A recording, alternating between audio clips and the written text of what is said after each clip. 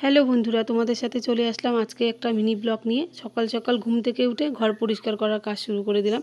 ঘর পরিষ্কার করে টরে তারপর কলের পাড়ে চলে যাচ্ছি সোজা কাজ করার জন্য। মানে কলের পাড়ে বাসন আছে, বাসি বাসনগুলো মাজবো।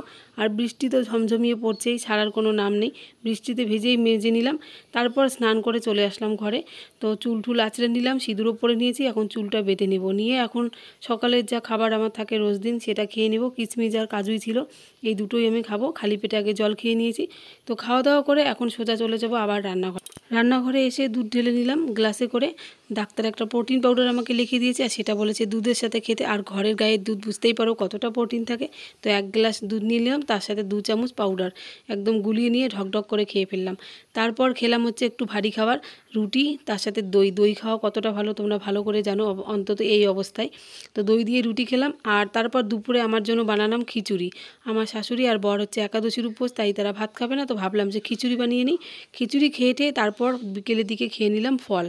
তো ফল টল খেয়ে তারপর সন্ধেবেলা বসে পড়লাম গীতা পাঠ করার। আর আজকের ভিডিওটা ছিল এই নিয়ে, আমি সারাটা দিন কী করি না করি, কী খাই